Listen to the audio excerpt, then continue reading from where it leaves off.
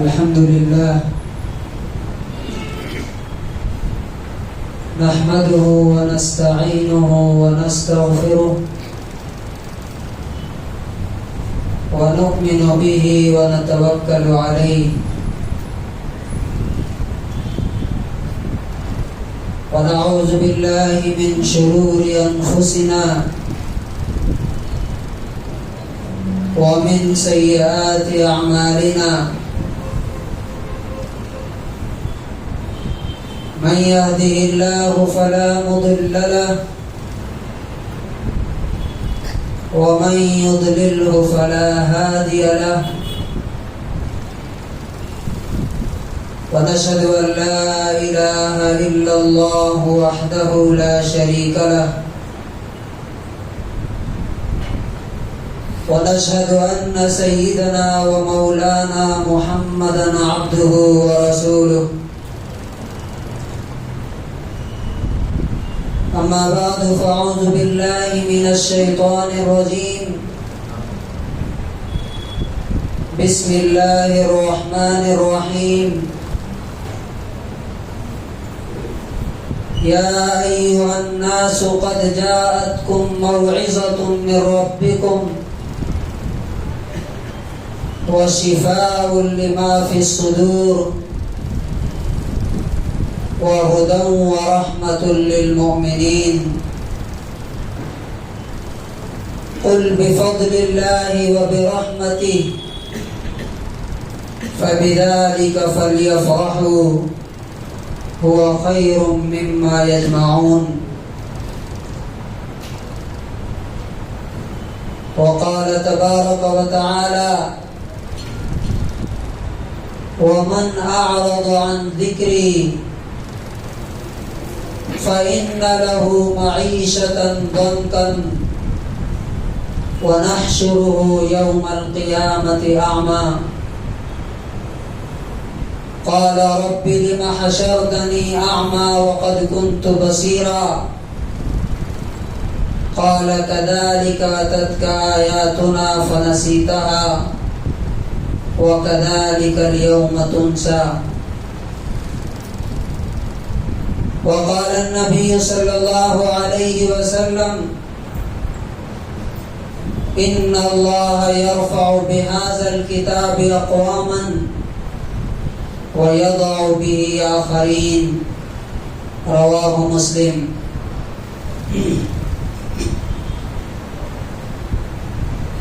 حضرات گرامی،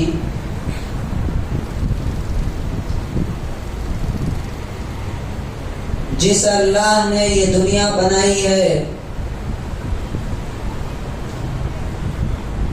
جس اللہ تبارک و تعالی نے ہم کو اور آپ کو پیدا کیا ہے،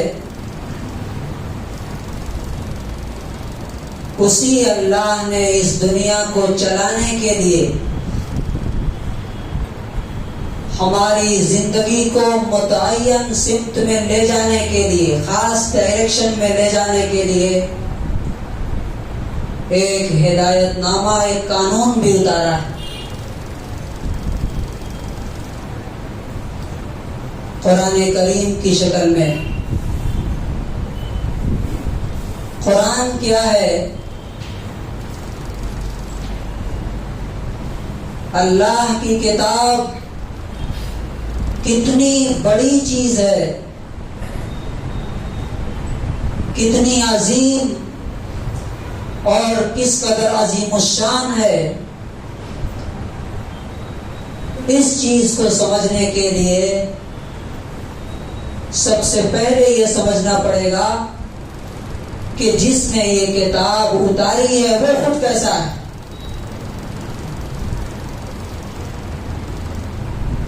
جب تک یہ بات سمجھ میں نہیں آئے گی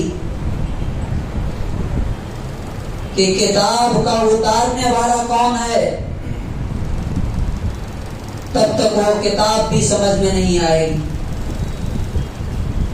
مثال کے طور پہ اگر آپ کو میں بلاؤں کسی کام کے لیے، یا کوئی عام آدمی بلاتا ہے، تو آپ اسے منع بھی کر سکتے ہیں، اگنور کر سکتے ہیں، لیکن اگر وہی ڈی سی آپ کو بلائے تو کیا خیال ہے آپ کا؟ اگنور کر دیں گے کیا؟ ڈی سی کو چھوڑ دیجئے، معمولی تھانے دار، اگر انسپکٹر آپ کو نوٹس دے کہ مجھ کل 6 بجے آنا ہے صبح میں، تو کیا خیال ہے کہ کوئی شخص اگنور کرے گا؟ اسی طرح سے جس اللہ نے یہ قرآن اتارا ہے وہ اپنے بارے میں کیا بتاتا ہے اس کو سمجھنا سب سے پہلے ضروری۔ اللہ تعالیٰ کہتا ہے تنزیل الکتاب من اللہ العزیز العلیم، یہ کتاب اس اللہ نے اتاری ہے جو پورے یونیورس پہ، پوری دنیا پر، دنیا کے تمام انسانوں اور تمام مخلوقات پر پوری طرح سے پاورفل ہے، غالب ہے، یعنی پوری دنیا اس کے کنٹرول میں ہے۔ اس خدا نے یہ کتاب اتاری۔ وہ خدا کیسا ہے؟ وہ اللہ نے یہ کتاب اتاری ہے جس کے ہاتھ میں زندگی اور موت ہے، کہ نہ ماننے پر وہ خدا موت بھی دے سکتا ہے۔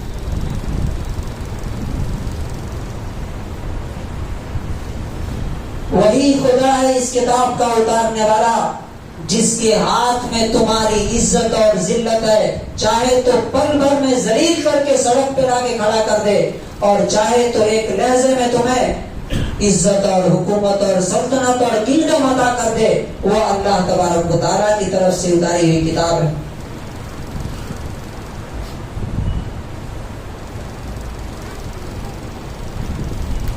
اللہ تعالیٰ اس کتاب کے بارے میں،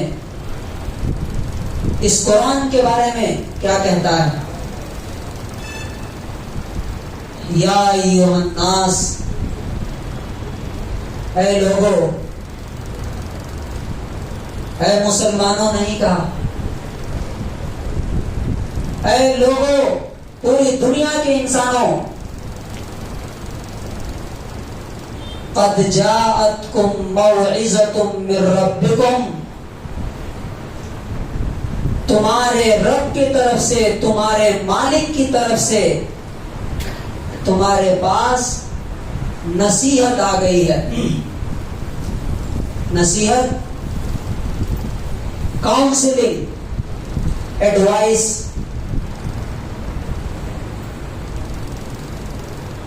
دیکھیے، اگر ہمیں یہ پتا چلے کہ دنیا کا ایک بہت بڑا اسکالر ٹنکور آ رہا ہے، وہ لوگوں کے سامنے اسپیچ دینے والا ہے، وہ بتائے گا لائف کے بارے میں، تو ہم دیکھتے ہیں کہ اگر کوئی شخص باہر سے آتا ہے تو اس کو سننے کے لیے بڑے بڑے پڑھے لکھے سمجھدار لوگ چلے جاتے ہیں کہ بڑا تجربہ ہے، بہت بڑا ریسرچر ہے، اسکالر ہے، شاید کوئی ایسی بات سننے کو ملے جس سے میری زندگی بدل جائے گی۔ لیکن سوچئے، دنیا میں جتنے علم والے ہیں، جتنوں کے پاس جتنا نالج ہے، وہ سارے نالج کو دینے والا کون ہے؟ اللہ تبارک و تعالی۔ پوری دنیا میں جو کچھ پہلے ہوا اور جو کچھ آگے ہونے والا ہے، وہ سب کا جاننے والا کون ہے؟ عالم الغیب والشہادہ۔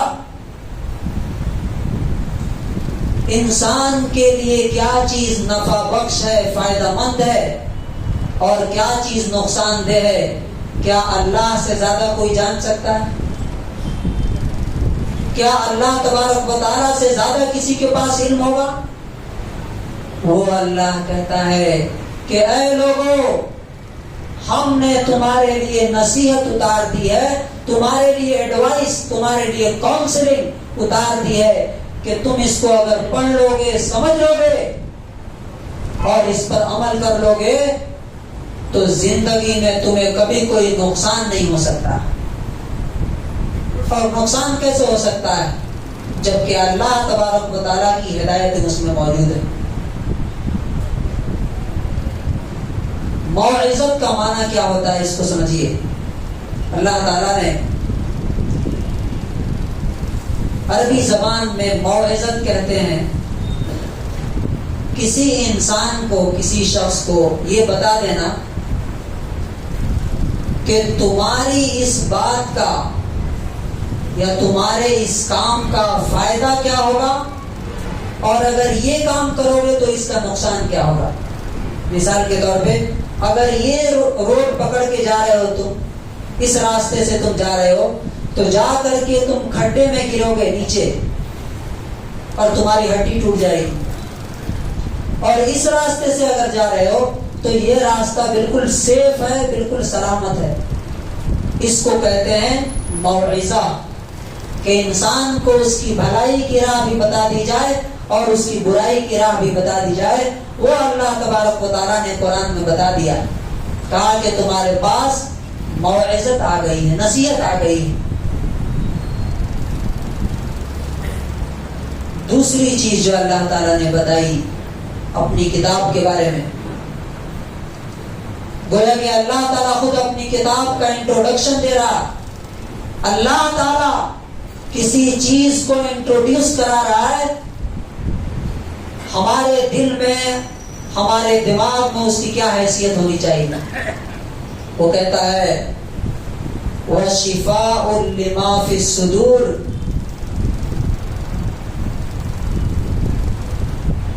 تمہارے دلوں میں جو بیماریاں ہیں، تمہارے دلوں میں جو روگ ہے، جو ڈیزیز ہے، ان بیماریوں کا علاج ہے اس میں۔ ابھی پرسوں ایک نوجوان لڑکا آیا اور اس نے کہا کہ 2 دن سے مجھے ایسا خیال آ رہا ہے کہ میں سوسائڈ کر لوں، نہیں آزو بازو کا ہی، آس پاس کا ہی، اور اس کا سبب مجھے سمجھ میں نہیں آ رہا، کیا ریزن ہے مجھے پتا نہیں۔ رات بھر نیند نہیں آتی ہے اور لگتا ہے کہ دنیا میں کچھ رکھا نہیں ہے، بس مر جاؤں اور ختم کر لوں اپنے آپ کو، سوسائڈ کر لوں۔ یہ کیوں ایسا ہوتا ہے؟ اللہ تعالیٰ کہتا ہے الذین آمنوا وتطمئن قلوبهم بذکر اللہ الا بذکر اللہ تطمئن القلوب، کہ جو لوگ ایمان لائے اور اچھے کام کرتے رہے، وتطمئن قلوبهم بذکر اللہ، اور ان کے دل اللہ کی یاد سے سکون پاتے ہیں۔ اور یاد رکھو دلوں کا سکون تو اللہ کی یاد میں ہی ہے اور کہیں نہیں مل سکتا۔ اللہ تبارک و تعالیٰ کہتا ہے وَشِفَاءٌ لِمَا فِي الصُّدُورِ، تمہارے دلوں میں جو بیماریاں ہیں، جو کچھ بھی بیماریاں ہوں، شرک کی ہو، کفر کی ہو، بدعات کی ہو، اخلاقی بیماریاں ہو، مورل ڈیزیز ہو، ٹینشن ہو، ڈپریشن ہو، انگزائٹی ہو، ان سب کا علاج اللہ تبارک و تعالیٰ نے اس قرآن کریم کے اندر رکھا ہے۔ اور آپ تجربہ کر کے دیکھیے، یہ ہر دن کا تجربہ ہے، ایک دن کا نہیں۔ آپ قرآن لے کر کے بیٹھیے پڑھنے کے لیے، کیا ہوتا ہے؟ تھوڑی دیر کے بعد نیند آنے لگتی ہے۔ یہ نیند کیا ہے؟ سکون کا ذریعہ۔ جہاں سکون ملتا ہے وہاں کوئی گانا سننے لگے تو نیند نہیں آئے گی، فلم دیکھنے لگے تو نیند نہیں آئے گی، ڈرامہ دیکھنے لگے تو نیند نہیں آئے گی۔ کیوں؟ وہ شیطانی کام۔ اور جہنم میں نیند نہیں آئے گی۔ جنت والے جتنے کام ہیں آپ کر کے دیکھ لیجئے، جتنے کام جنت میں لے جانے والے ہیں ان سب میں دل کو سکون ملتا ہے، اور جتنے جہنم میں لے جانے والے ہیں ان میں نیند اڑ جاتی ہے۔ یہ پریکٹیکل ہے۔ تو اللہ تعالیٰ کہتا ہے وَشِفَاءٌ لِمَا فِي الصُّدُورِ، تمہارے سینوں میں جو بیماریاں ہیں ان سب کا علاج اس قرآن کے اندر ہے۔ اسی لیے آپ دیکھیے، آپ چیک کر لیجئے، جتنے لوگ قرآن سے اٹیچڈ ہیں ان کی زندگی پر چاہے جتنے بھی مصیبتیں آ جائیں کبھی وہ سوسائڈ کا خیال بھی نہیں کرتے۔ سوسائڈ کرنا تو بہت دور کی بات ہے، ٹینشن اور ڈپریشن کا بھی شکار نہیں ہوتے۔ تو دوسری چیز اللہ نے بتایا، پہلی چیز بتایا ایڈوائس، کہ دنیا میں اس سے بڑی ایڈوائس کوئی نہیں ہو سکتی، اور جو شخص اللہ کے اس ایڈوائس کو نہیں سمجھتا ہے میں سمجھتا ہوں کہ اس سے بڑا جاہل کوئی نہیں ہو سکتا۔ اگر آپ کو سب کچھ آتا ہے، کسی انسان کو سب کچھ آتا ہے، اور اللہ کی کتاب اس کو پڑھنا نہیں آتا، سمجھنے کا موقع نہیں ہے اس کے پاس، تو سوچئے اللہ تبارک و تعالیٰ کے یہاں وہ کیا جواب دے گا کھڑے ہو کر کے۔ ہمارے نوجوانوں میں ایک بڑی تعداد ایسے لوگوں کی ہے جن سے پوچھئے سال بھر ہو جاتے ہیں، قرآن دیکھا بھی نہیں انہوں نے، چھوا بھی نہیں۔ سوچو میرے بزرگوں، میرے بھائیوں، کہ اللہ تبارک و تعالیٰ قیامت کے دن جب سوال کرے گا کھڑے کر کے کہ تمہیں روزانہ ہر کام کا موقع تھا، دوستوں سے بات کرنے کا موقع تھا، مجھ سے بات کرنے کا موقع تمہارے پاس نہیں ہوتا تھا، دوستوں کی بات سننے کا موقع تمہارے پاس تھا، ہماری بات سننے کا موقع نہیں تھا، تو کیا جواب دو گے؟ اور تیسری چیز فرمایا وَهُدًى، یہ گائیڈنس ہے، یہ رہنمائی ہے۔ دنیا میں آپ بتائیے کون ہے جو اللہ سے زیادہ بہتر گائیڈنس اور رہنمائی دے سکتا ہے؟ پیدا ہونے سے لے کر کے، جب انسان پیدا ہوا تب سے دائیں کان میں اذان دو، بائیں کان میں اقامت، وہاں سے لے کے جنت تک پہنچنے تک یہ اللہ تبارک و تعالیٰ اپنی کتاب میں ایک ایک اسٹیپ پر رہنمائی کرتا ہے، گائیڈنس دیتا ہے۔ تمہیں بات کیسے کرنی چاہیے قرآن میں اللہ تعالیٰ سکھاتا ہے۔ وَقُولُوا لِلنَّاسِ حُسْنًا، موٹیویشنل اسپیکر کو بہت سارے لوگ سنتے ہیں، کیا اچھی بات بول دی اس نے۔ سوچئے اس اسپیکر کو پیدا جس نے کیا وہ بتاتا ہے قرآن میں کہ تمہیں لوگوں سے بات کیسے کرنی ہے، ماں باپ کے ساتھ کیسا سلوک کرنا ہے قرآن بتاتا ہے، دشمنوں کے ساتھ کیسا بیہیو کرنا ہے قرآن سکھاتا ہے، تجارت کیسے کرنی ہے قرآن سکھاتا ہے، یہاں تک کہ دشمنی کیسے کرنی ہے وہ بھی قرآن سکھاتا ہے، محبت کیسے کرنی ہے وہ بھی سکھاتا ہے، بچوں کی تربیت کیسے کرنی ہے وہ قرآن سکھاتا ہے، حلال محبت کیا ہے، حرام محبت کیا ہے وہ قرآن بتاتا ہے، کون سی محبت جنت میں لے کے جائے گی اور کون سی محبت جہنم میں لے آ کے گرا دے گی، وہ سب اللہ تبارک و تعالیٰ بتاتا ہے۔ ایک ایک اسٹیپ پر رہنمائی، ایک ایک اسٹیپ پر گائیڈنس ہے، اور جو اس ہدایت کو مان لے گا اللہ تعالیٰ کہتا ہے وَرَحْمَةٌ لِّلْمُؤْمِنِينَ، جو اس پر ایمان لائے گا اور اس کو فالو کرے گا، ایسے لوگوں کے لیے اللہ کی طرف سے پیار ہے، محبت ہے، انعام ہے، بلیسنگز ہیں جو ان پر عمل کریں گے۔ 4 باتیں۔ نمبر 1، بہترین ایڈوائس۔ کیا اللہ کے ایڈوائس کو سننے کی ضرورت نہیں ہے، ہمیں پڑھنے کی ضرورت نہیں ہے، سمجھنے کی ضرورت نہیں ہے؟ سوچئے اگر پی ایم کی طرف سے آپ کے پاس خط آ جائے، ایک لیٹر آ جائے، تو کیا کریں گے؟ آپ اٹھا کے رکھ دیں گے کیا طاق میں؟ اگر وائٹ ہاؤس سے کوئی لیٹر آپ کے پاس آ جائے تو کیا کریں گے؟ اٹھا کے رکھ دیں گے؟ یہ ساتوں آسمان کے اوپر سے اللہ تبارک و تعالیٰ نے آپ کے لیے بھیجا ہے یہ ایڈوائس اور یہ کاؤنسل کہ پڑھو اور سمجھو کہ تمہارا فائدہ کس چیز میں ہے اور تمہارا نقصان کس چیز میں ہے. ساری چیزیں کھول کھول کے بتا دی. اور نمبر 2، دل میں جتنی بیماریاں ہیں ان سب کا علاج اس کے اندر موجود ہے. جو قرآن پڑھے گا اسے کبھی ڈپریشن نہیں ہو سکتا، کبھی وہ سوسائڈ کے بارے میں سوچ نہیں سکتا. وہ تو بہت بڑی بات ہے.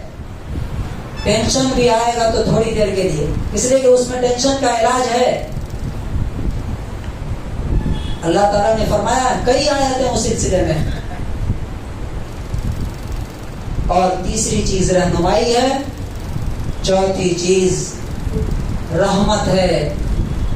جو اس کو فالو کرے گا اللہ کی رحمت اس کے لیے ہے، اور جو اس کو چھوڑ دے گا اس کے لیے کیا ہے؟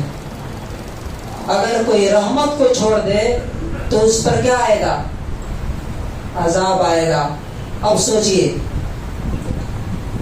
اللہ تبارک و تعالیٰ نے فرمایا قل بفضل اللہ وبرحمتہ، یہ کتاب اللہ کے فضل اور اس کی رحمت کی وجہ سے ہے، اس میں تمہاری کوئی کمائی نہیں ہے. تم نے مانگا نہیں اللہ تبارک و تعالیٰ سے، تم لے کر خود نہیں آئے، اللہ تعالیٰ نے خود ہی یہ کتاب اتار دی. فَبِذَلِكَ فَلْيَفْرَحُوا، تمہیں خوش ہونا ہے تو اس سے خوشیاں مناؤ. اس کتاب کو پڑھ کر کے، اس پر عمل کر کے تم اسے خوش ہونا چاہیے کہ اللہ تبارک و تعالیٰ نے اپنے پاس سے میرے لیے رہنمائی اتاری. اس سے بڑی بات کیا ہو سکتی؟ اور آخر جو کمنٹ دیا اس کتاب کے بارے میں، کہا هُوَ خَيْرٌ مِّمَّا يَجْمَعُونَ، تم جتنی چیزیں جمع کر کے رکھتے ہو، لاکر میں، الماری میں، جو بھی چیز جمع کر کے رکھتے ہو، کیا کیا رکھتے ہیں ہم؟ پیسے، سونے چاندی، ہیرے جواہرات، بڑی بڑی ڈگریاں. اللہ تعالیٰ کہتا ہے ان ساری چیزوں سے بہتر یہ قرآن ہے. کیوں؟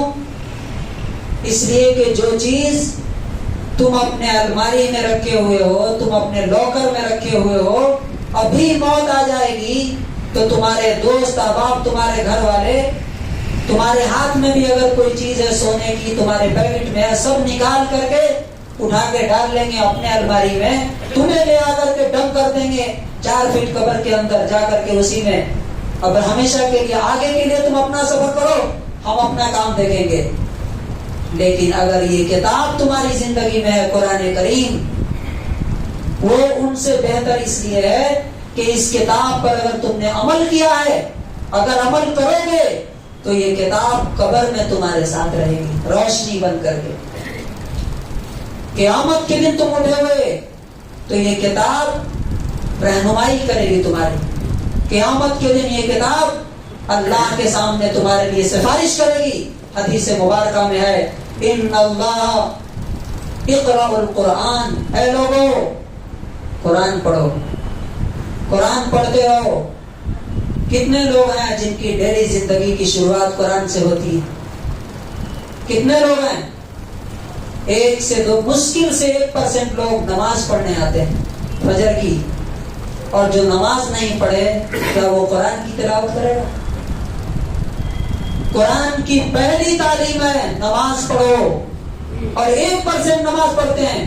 تو قرآن کی تعلیم کو سب سے زیادہ چھوڑنے والے ہم ہوئے. تو سوچئے اللہ کی رحمت ہمارے اوپر آئے گی کیا؟